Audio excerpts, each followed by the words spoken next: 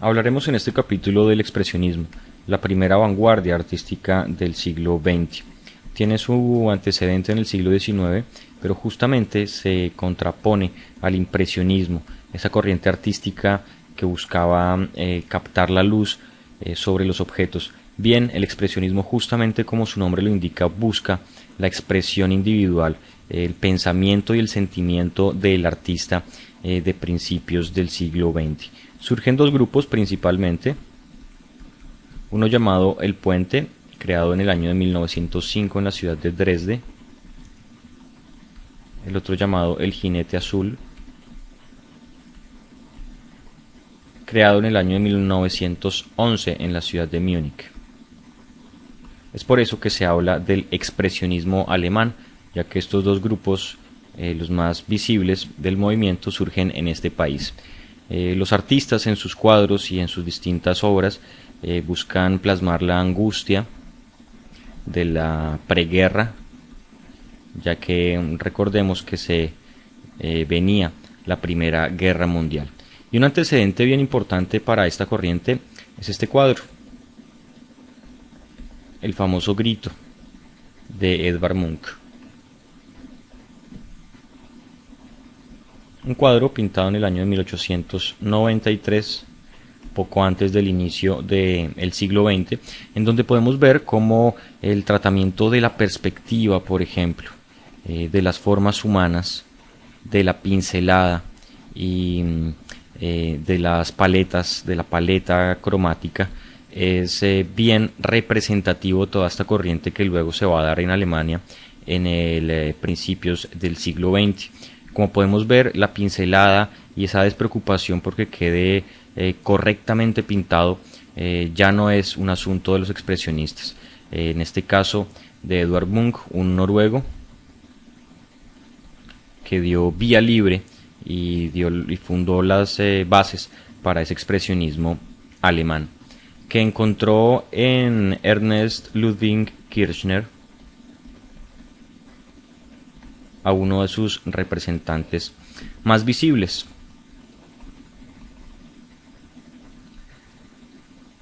Con este cuadro, Doris con cuello alto, Kirchner nos trae una clara muestra de esas influencias que tuvo el expresionismo del impresionismo, con las pinceladas fuertes y despreocupadas, pero también con el manejo de los colores primarios.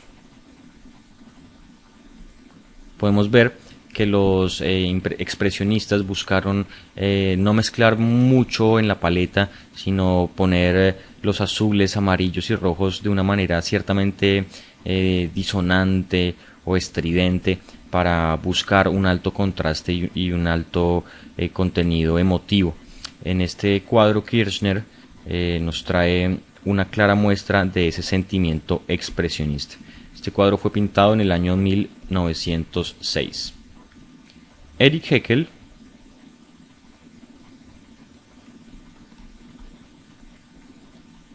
nos trae La Casa Blanca, una pintura de una calle de pueblo, simplemente una vía seguramente empedrada, en donde en esta ocasión nos trae con manchas de color y muy desprevenidas, muy despreocupadas, con contrastes muy fuertes, con contrastes cromáticos evidentes. Nos trae un colorido que tal vez no muchos artistas expresionistas tienen en sus distintos cuadros. En esta Casa Blanca, pintado en el año de 1908, con una muy fuerte influencia de Edvard Munch. Bien, uno de los pintores rusos más conocidos, estamos hablando de Vasily Kandinsky.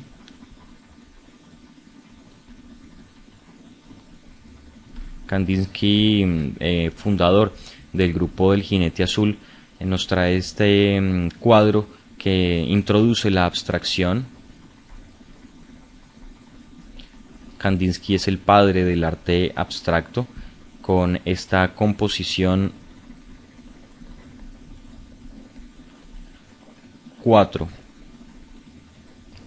pintada en el año de 1911. Podemos ver también el influjo y la influencia de las técnicas expresionistas de El Puente, colores fuertes, a veces puros, es decir, primarios, amarillo, azul, rojo, sin muchas mezclas, pero con una tendencia ya al abstraccionismo, es decir, que no se notan claramente las figuras o las figuras humanas o las figuras vegetales o las figuras arquitectónicas, sino que se tiende a abstraer las formas y a simplificar mediante líneas compositivas justamente esos temas pictóricos tradicionales. Y en este cuadro también, en la composición número 8, Vasily Kandinsky nos trae un juego mucho más geométrico, mucho más abstracto, precursor de muchas corrientes posteriores que incluso hasta hoy en día se pueden ver en algunos pintores. Este cuadro del año 1923. Paul Klee